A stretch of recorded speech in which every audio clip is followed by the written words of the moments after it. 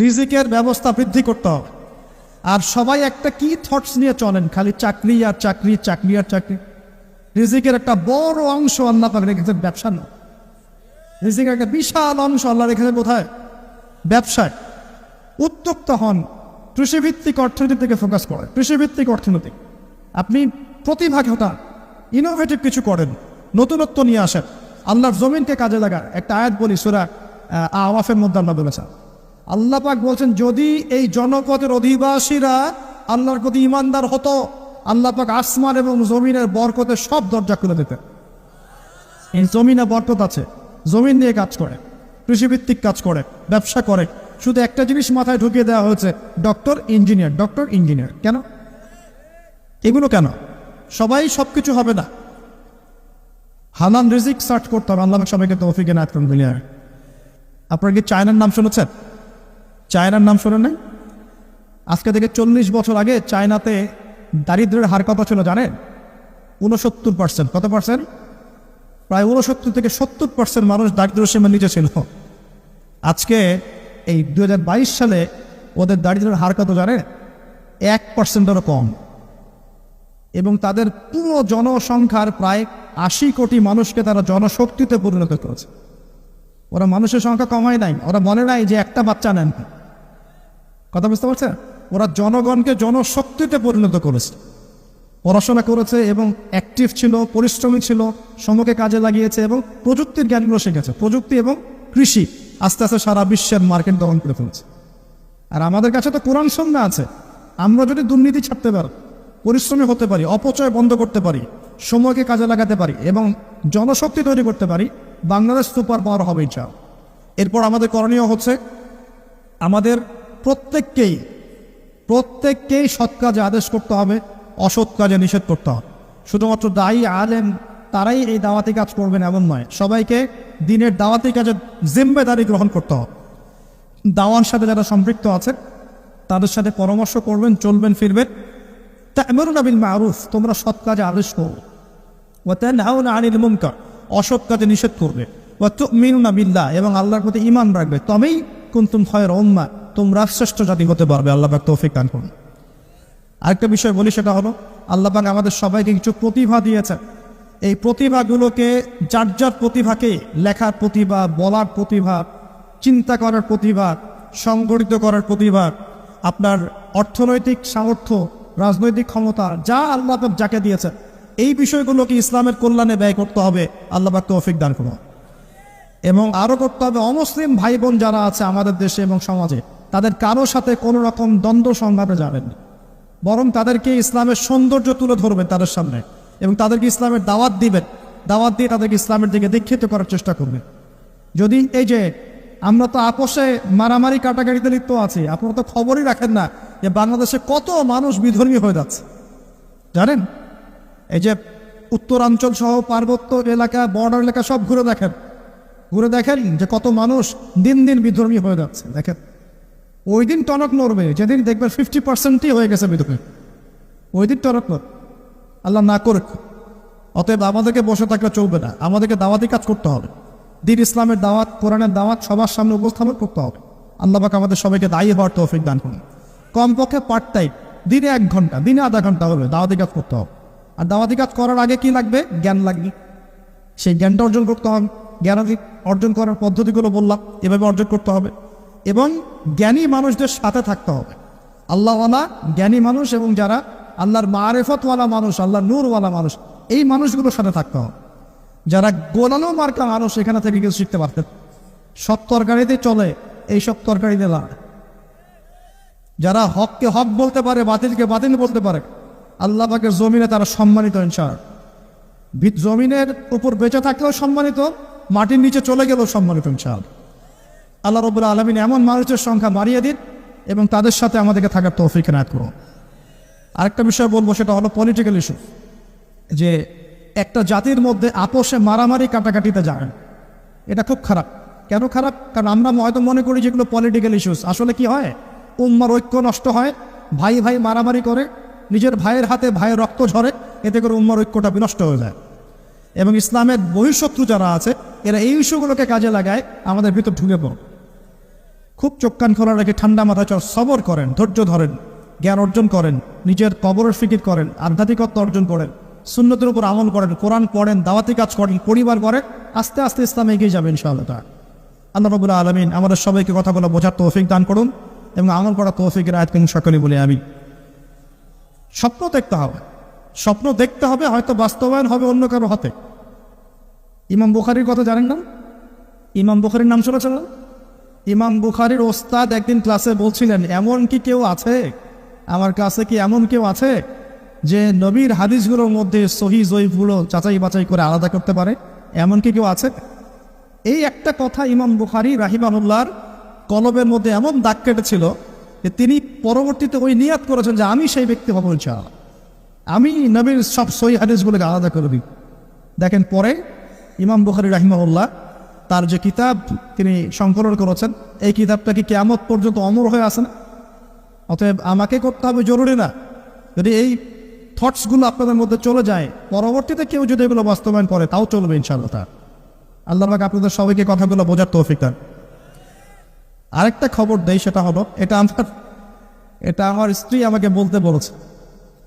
আর বাসার ডিপার্টমেন্ট খুব জটিল ডিপার্টমেন্ট, এই ডিপার্টমেন্ট হ্যান্ডেল না করতে পারলে সমস্যা। ঠিক আছে, একটা কথা বলি তারপর সামনে যায়। এক সাহাবী এসেছেন ওমর রাদিয়াল্লাহু আনহুর দরজায়। কার দরজায়?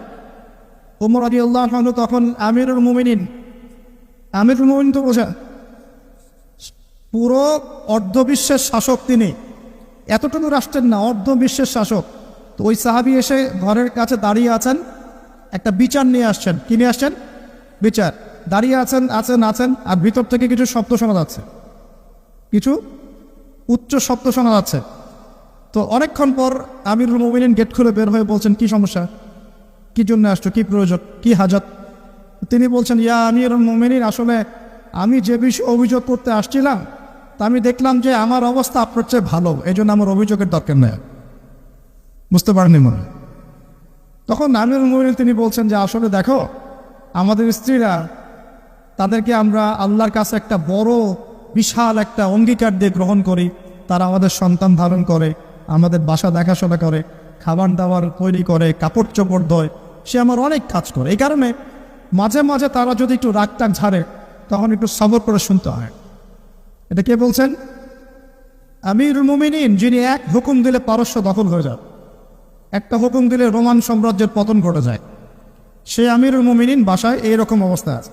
তো ওই জন্য বললাম যে বাসা ঠিক থাকলে আসলে সব ঠিক।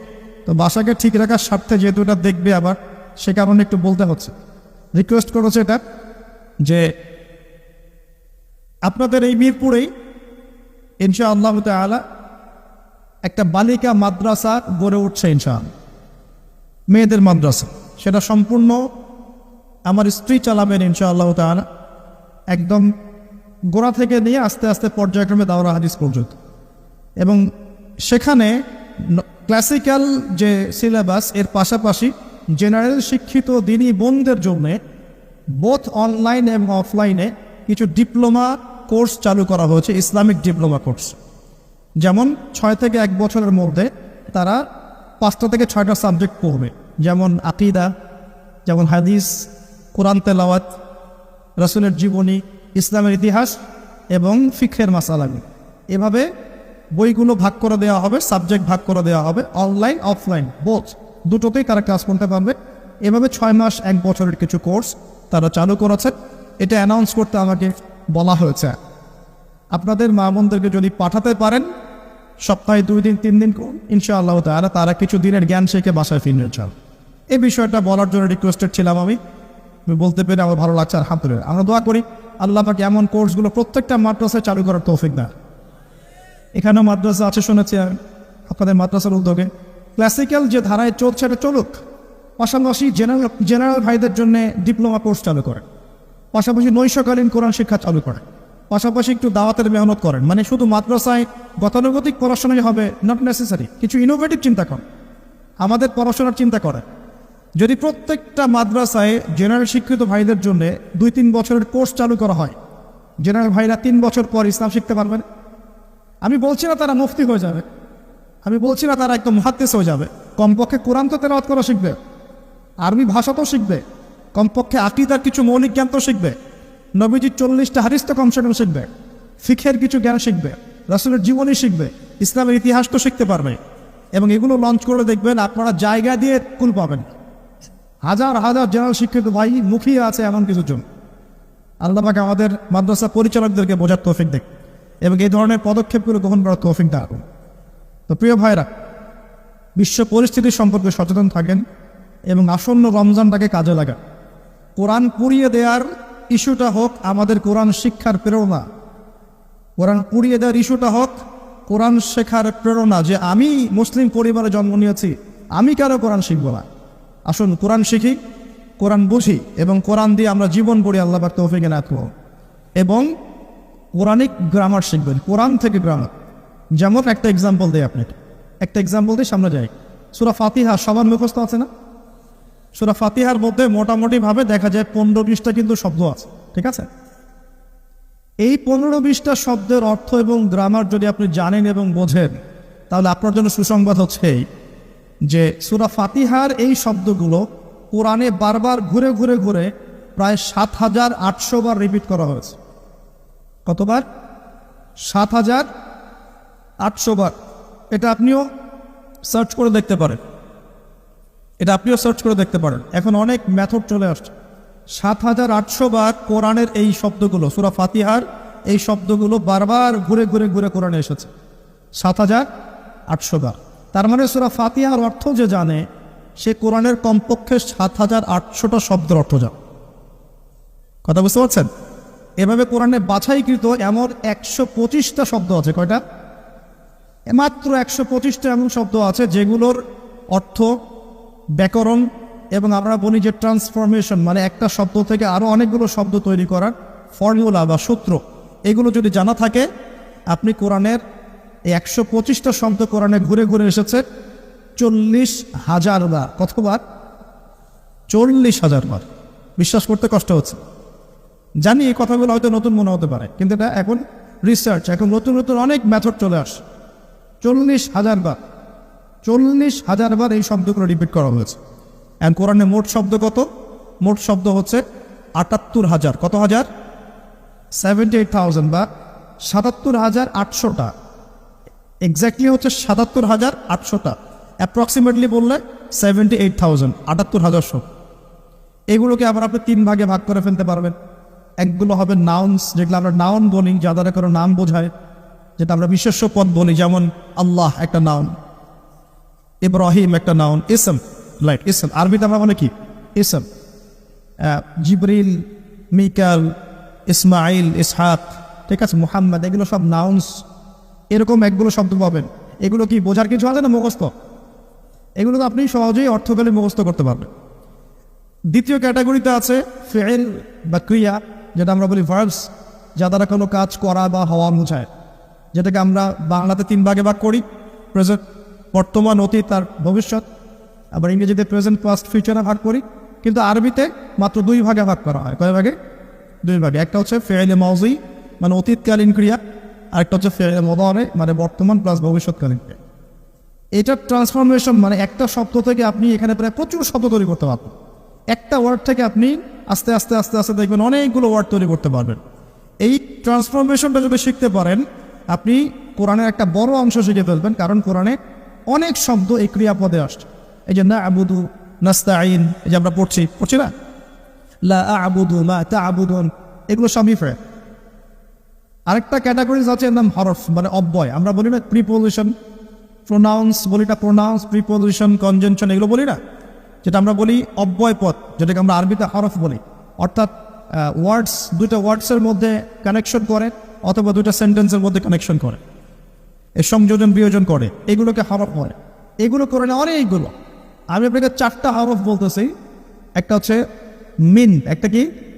মিন। আমরা বলি না আউযু বিল্লাহি মিনাশ শাইতানির রাজিম, এই মিন, মিন মানে হতে বা থেকে। আউযু, আমি আশ্রয় প্রার্থনা করছি, বিল্লাহি, আল্লাহর কাছে, মিনাশ শাইতান, শয়তান হতে, আর রাজিম মানে হচ্ছে বিতাড়িত। এই যে মিন মানে কি? হতে, ঠিক আছে। এই মিন শব্দটা কোরআনে ঘুরে ঘুরে পাবেন আপনি প্রায় 3 থেকে 4,000 বার, 3 থেকে 4,000 বার। এরকমই আমরা পড়ি না যে আন, ফি, আলা, ইলা, হাত্তা, লা, লি, এই যে ছোট ছোট কিছু আপনি হরফ পড়েন না কোরআন পড়তে গিয়ে, এই অল্প কিছু হরফ বারবার ঘুরে ঘুরে কোরআনে কয়বার আসে জানেন?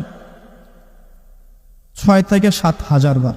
6 থেকে 7,000 বার। মানে আপনাকে শুধু গ্রামারের ফাংশনটা শিখতে হবে, কিভাবে এই গ্রামার দিয়ে শব্দ তৈরি করতে হয় এবং কিভাবে অর্থ উঠাতে হয়।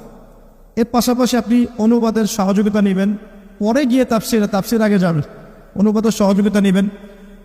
1 মাসে তো বেশি কিছু দেওয়া যাবে না বললাম আমি, কিন্তু আপনাকে আমি একটা তারা তৈরি করে দিতে পারবো যে হ্যাঁ, কোরআন সহজে শেখা যায়, পসিবল। এবং এই সিলসিলা ধরে রাখতে পারলে 1 থেকে 2 বছর লাগবে ইনশাআল্লাহ। 1 থেকে 2 বছর আপনার লাগবে এই ব্যাকরণগুলো হজম করতে। এবং ইনশাআল্লাহ তখন আপনি নামাজ পড়তে যখন দাঁড়াবেন, ইনশাআল্লাহ বিশ্বাস করেন, আল্লাহর কসম করে বলছি, নামাজে আল্লাহু আকবার থেকে আসসালামু আলাইকুম ওয়া রাহমাতুল্লাহ পর্যন্ত আপনি যা পড়বেন তার অর্থ আপনি বুঝতে পারবেন ইনশাআল্লাহ।